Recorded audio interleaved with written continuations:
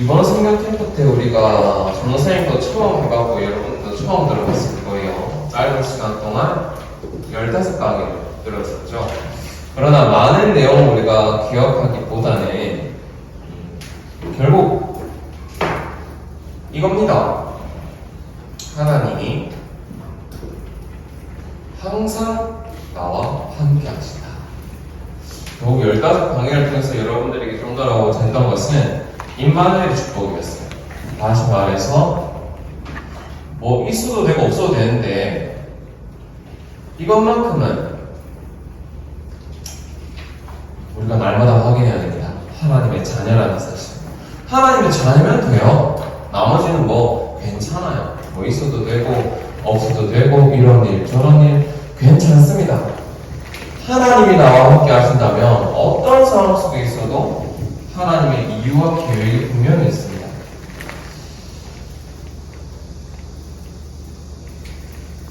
여러분, 이 이름 안에 모든 것 들어있습니다. 왜냐하면 이분이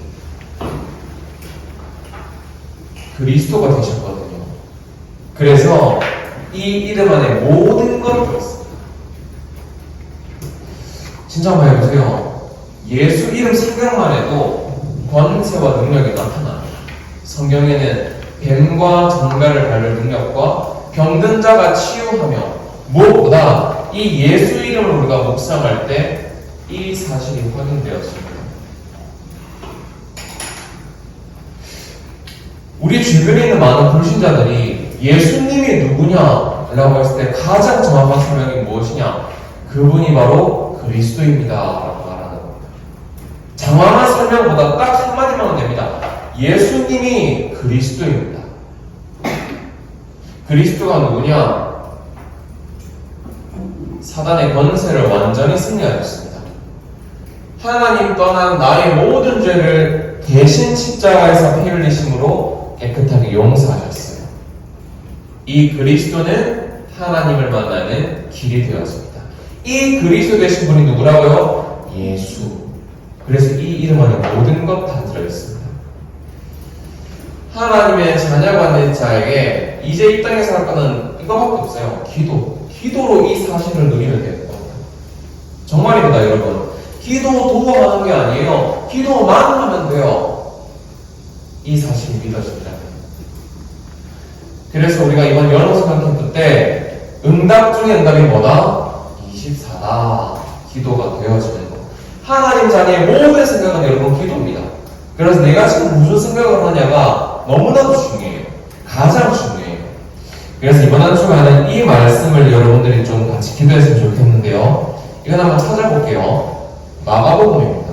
마가복음 9장 23절에서 24절. 한번 우리가 이번 한 주간 이 말씀을 우리가 힘들고 외롭고 우울할 때마다 이 말씀을 한번 찾아봤으면 좋겠어요. 찾아봅시다. 마가복음 9장 23절에서 24절입니다. 전사에 가지고 있는 성경으로 신약 69페이지에 나와 있습니다. 자, 9절을 한번 함께 읽어보도록 하겠습니다. 예수께서 이르시되 할 수 있거든이 무슨 말이냐? 믿는 자에게는 능히 하지 못할 일이 없느니라 하시니 곧 그 아이의 아버지가 소리를 질러 이르되 내가 믿나이다. 나의 믿음 없는 것을 도와주소서 하더라. 아멘. 여러분, 오늘 아이의 아버지가 무엇을 없는 것을 도와달라고 예수님께 구하죠? 나의 믿음이 없는 것을 도와주시옵소서라고 기도합니다. 여러분, 믿음이 있으면 다 돼요. 오늘 아픈 아이의 치료를 위해서 왔던 아버지가 병원을 지어주세요. 우리 동네에 종합병원을 지어서 의사를 보내세요라고 말했습니다. 나의 믿음을 회복시켜 주시옵소서. 왜 그런지 압니까? 이 이름 안에 모든 것 다 들어있기 때문에. 여러분, 그렇다고 해서 병원 가지 마라 그런 말 아닙니다. 병원 가야 돼요. 기본적인 거예요, 그거는. 그러나 인간은 영적인 존재이기 때문에 그냥 병원 가는 거 말고 이 그리스도 예수 안에 있는 또 다른 능력과 치유가 있습니다. 자, 우리 이번에 성경 캠프 붙잡았던 언약의 말씀이 뭐였죠?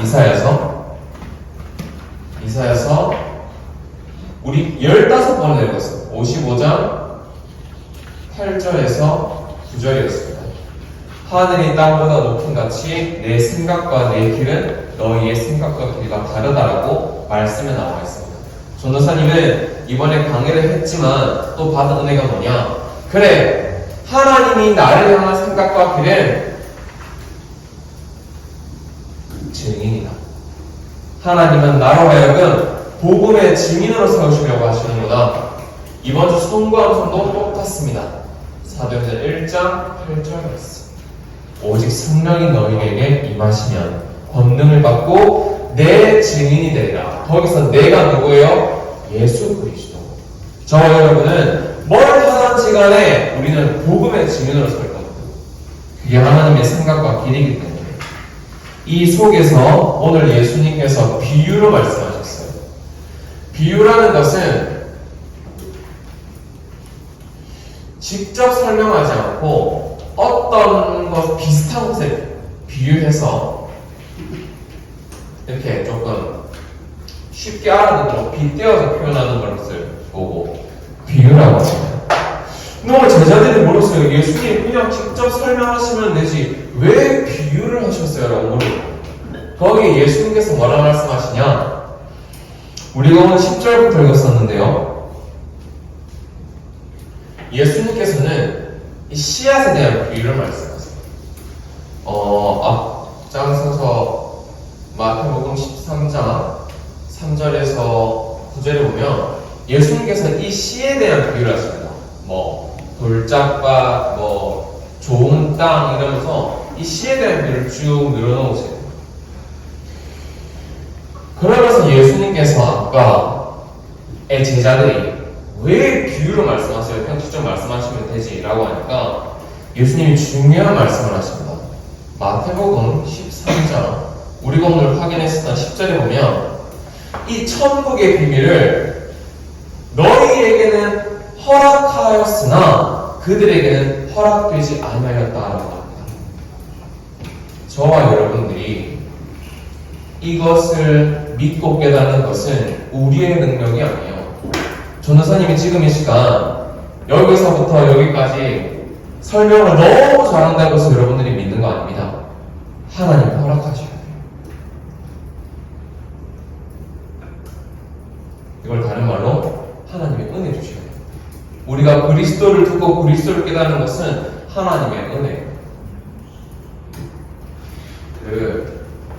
마지막으로 우리가 로블랜드 갔었잖아요. 갔을 때 노란 색깔 놀이기구 탄 사람 있습니까? 저 새끼 4번 탔거든요. 썬더볼트라고 있어요. 그나마 그게 제일 재밌었는데 저는 솔직히 로블랜드에 얕잡아 봤었거든요. 진짜 여기는 애들이 오는 곳이라고 했었는데 그건 좀 무섭더라고요. 처음에 이렇게 수직으로 이렇게 올라갈 때 좀 무서웠는데 하다가 우리 여러분들 몇 명 친구들 많아서 같이 탔는데 이게 올라갈 때는 진짜 무섭거든요. 그 순간에 옆에 있던 친구가 막 그리스도를 막 고백하더라고요. 내가 지금 이 예수님에 대한 하나님에 대한 믿음이 좀 없다고 해서 걱정할 거 전혀 없습니다. 이거 하나님이 주시는 겁니다. 진짜 하나님이 주시는 거예요. 그냥 듣고만 있어도 돼요. 아무 걱정하지 마세요. 전도사님도 20살 때 믿어졌습니다.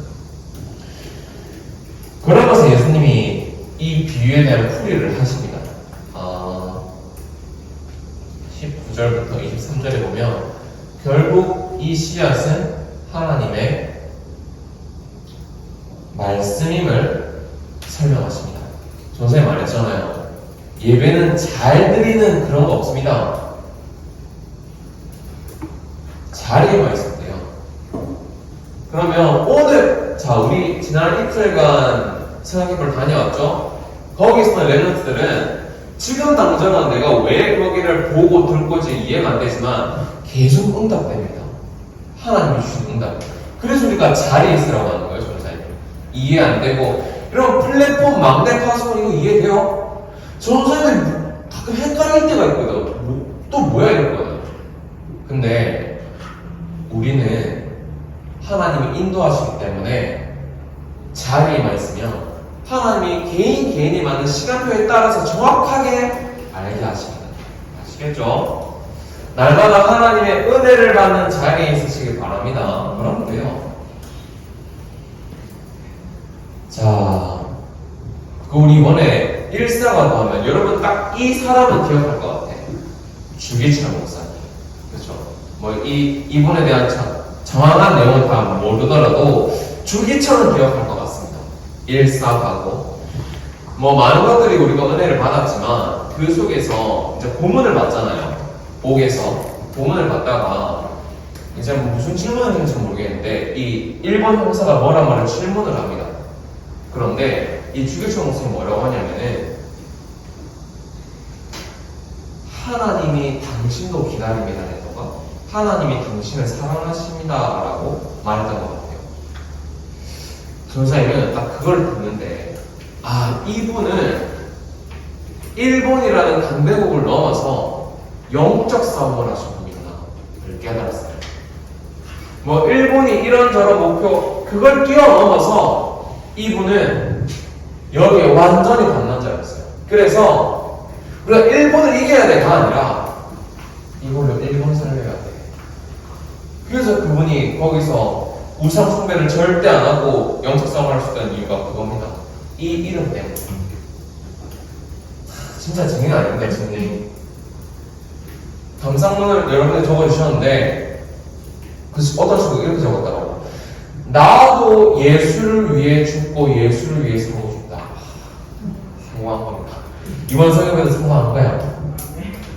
진짜입니다, 여러분.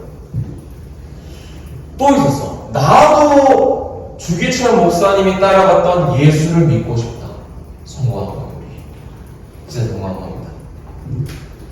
결론입니다. 여러분, 모든 것에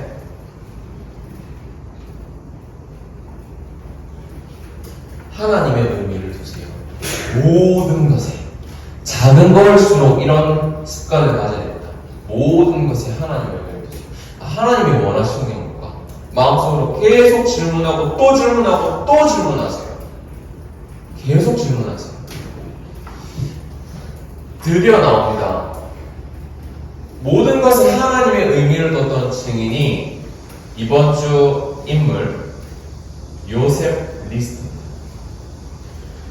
전사님 처음 본 이름이었는데 지효 혹시 이 인물 알아요? 리스터? 저는 처음 봤는데 여러분 폐혈증이 뭔지 압니까? 폐혈증. 이전에 누구였더라? 심슨이라는 사람을 통해서 마취제가 발견되고 이제 사람들이 수술을 받게 됐어요. 여러분이 수술을 하면 자국이 있잖아. 상처를 꿰매고 하면은 자국이 있잖아요. 거기에 이제 공기를 받게 되니까 균이 침투해서 오히려 수술을 받고 난 이후에 죽는 사람이 10명이 수술했으면 7명이 죽는 거야.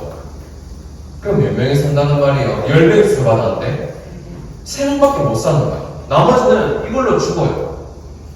근데 이 폐혈증으로부터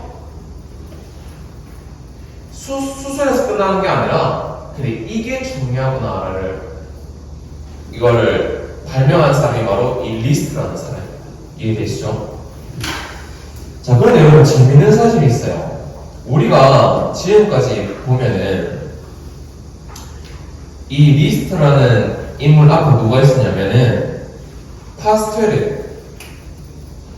이 사람이 뭐 하는 사람이죠? 파스텔르. 뭐를 발견하는 사람이죠, 이 사람이? 이 사람이 발효.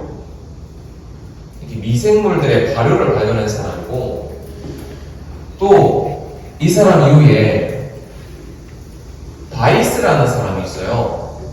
이 바이스라는 사람은 눈에 보이지는 않지만 이 세균이라는 것들을 발견하게 됩니다. 그리고 나서 아까 선생님 말씀드렸던 심프슨 이 사람 뭐 발견했다고? 마취약. 이게 연결이 됩니다, 여러분. 사람들 알았을까? 내가 바로를 발견하면 나중에 바이스라는 사람이 나타나서 세균을 발견해야 될까? 이 사람들이 알았을까요? 당연히 몰랐겠지. 당연히 몰랐겠지. 그래서 선생님 말했잖아요. 모든 것에 하나님의 의미를 두세요. 여러분, 세상 사람들은 자꾸 이 말 하는데요. 우리는 절대 이 말 하면 안 돼요. 우연이라는 건 없습니다. 여러분들이 지금 그 지역에 살고 있는 거, 부모님을 만난 거, 친구를 만난 거, 학원을 다니는 거, 우연이라는 게 없어요.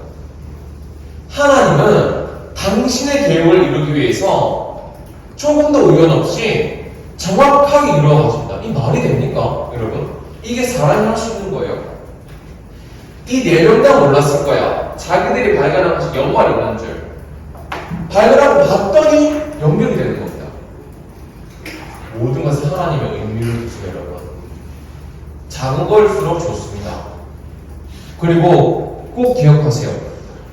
그리스도 아는 자에게는 우연이라는 거 없습니다. 다 하나님의 뜻과 이유가 분명히 있습니다.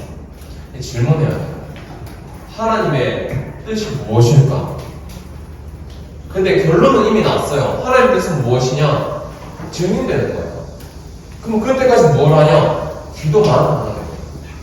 그렇죠? 오늘 전사님 이 기도 제목 드렸잖아요. 이거 꼭 기억하세요. 우리에겐 다른 게 부족한 게 아니에요. 믿음이 회복돼야 돼요. 그럼 됩니다. 기도하고 메시지를 마치겠습니다. 하나님, 우리에게 부족한 것은 믿음입니다. 오늘 우리가 성경 캠프를 통해서 본 증인들처럼 우리의 믿음을 회복시켜 주시옵소서. 하나님의 자녀라는 사실과 지금 이 시간에도 어떤 사건과 환경 속에서도 하나님이 나와 함께 하신다는 그 사실에 대한 믿음을 회복시켜 주옵소서. 예수님의 이름으로 기도합니다.